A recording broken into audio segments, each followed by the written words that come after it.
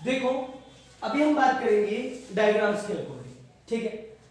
मैंने आपको बताया था myopic person can see near by objectly but can not see far object clearly, as well as hypermetropic person can see far object clearly but can not see near object clearly. So अब diagrams की help से हम ये बात जानेंगे। देखो myopic person है, कोई भी ऑब्जेक्ट उसके नियर बाय रखा है, नियर बाय रखा है तो उसकी लाइट रेज डायरेक्टली कहां पे जाएंगी? रेटिना पे। तो नॉर्मल सी बात है, जब लाइट रेज रेटिना पर जा रही है तो आसानी से देख पाएगा वो, ठीक है। लेकिन सेकंड कंडीशन मैंने बोला था हाई कन्वर्जिंग पावर, मतलब फोकल लेंथ कम हो जाएगी।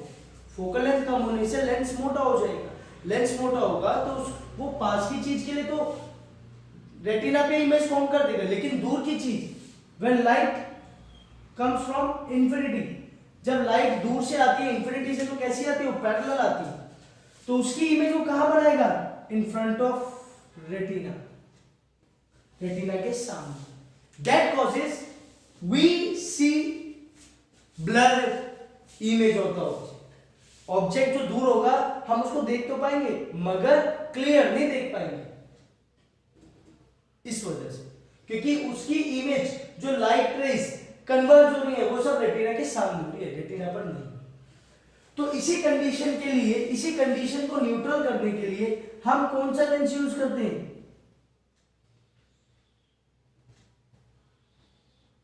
Concave lens use. Concave lens क्या करता है? वो जो दूर रखे ऑब्जेक्ट की लाइट रेज पैरेलल आ रही थी उनको क्या करेगा? पास ला के रख देगा। अब इस लेंस के अकॉर्डिंग ऑब्जेक्ट क्या बन गया? ये बन गया। जब ऑब्जेक्ट ये बन गया, पास में आ गया, तो ऑब्वियसली क्या होगा? लाइट रेज रेटिना पे फॉर्म कर, ठीक है। इमेज कहां बनेगी? रेटिना पे। और न्यूमेरिकल पॉइंट ऑफ व्यू से अगर हम देखें तो आप इस केस में हमेशा ऑब्जेक्ट डिस्टेंस जो लोगे, ऑब्जेक्ट डिस्टेंस जो लोगे वो इंफिनिटी लोगे, ये बात हमेशा ध्यान रखना। न्यूमेरिकल पॉइंट ऑफ व्यू से ये आपका इमेज डिस्टेंस होगा, ये क्या होगा? इमेज डिस्टेंस, ठीक है। और ये जो ऑब्जेक्ट नॉर्मल रखा है हम उसको यहां क्या मान लेते हैं? न्यूमेरिकल पॉइंट ऑफ व्यू से इंफिनिटी मींस आप जीरो लोगे object distance in case of myopia, ठीक है। मायोपिया पे बेस्ड जितने भी न्यूमेरिकल्स होंगे आप उनमें ऑब्जेक्ट डिस्टेंस क्या मानोगे? इंफिनिटी, मतलब जीरो, ठीक है। क्योंकि इंफिनिटी को हम इवेल्युएट नहीं कर सकते, इवेल्युएट इन द सेंस कि हर एक ह्यूमन बीइंग की का जो फार विजन होता है वो अलग अलग होता है, इसीलिए हम इसको जीरो एज्यूम कर लेते हैं, ठीक। वहीं पर अगर हम बात करें हाइपरमेट्रोपिक पर्सन की, hypermetropic person can see the far object clearly. ये हाइपरमेट्रोपिक, ये नॉर्मली दूर के ऑब्जेक्ट को आराम से देख रहा है और देखो कहां इमेज बन रही है? रेटिना पे बन रही है, कोई प्रॉब्लम नहीं है। लेकिन जब उसका ऑब्जेक्ट पास आ गया, उसका ऑब्जेक्ट कहां पर आ गया? पास। जब उसका ऑब्जेक्ट पास आ गया तो उसकी इमेज भी कहां बनेगी? उसकी इमेज बनेगी बिहाइंड द रेटिना, रेटिना के पीछे। That causes we can not see the clear image of the nearby object. अब वो क्लियर इमेज देख ही नहीं पाएगा। जब वो क्लियर इमेज नहीं देखेगा तो हम कौन सा लेंस यूज करेंगे? हम यहां पर यूज करेंगे कॉन्वेक्स लेंस। अब कॉन्वेक्स लेंस क्या करेगा?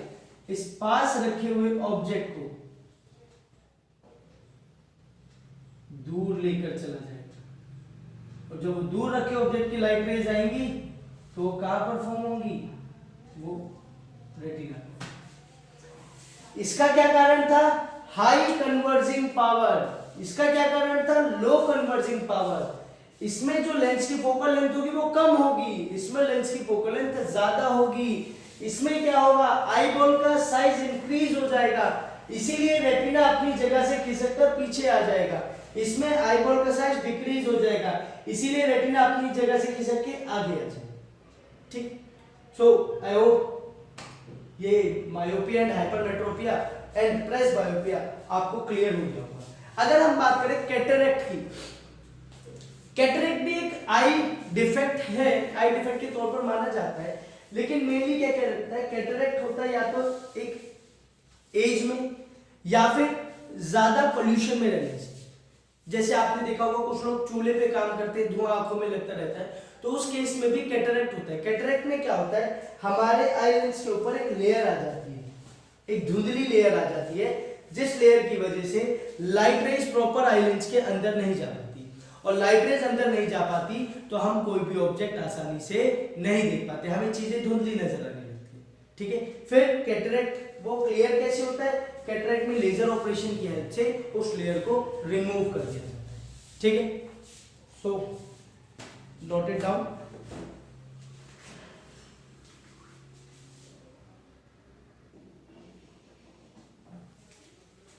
जिस तरह न्यूमेरिकल में हमने इसके ऑब्जेक्ट डिस्टेंस को इंफिनिटी माना है, उसी तरह इन केस ऑफ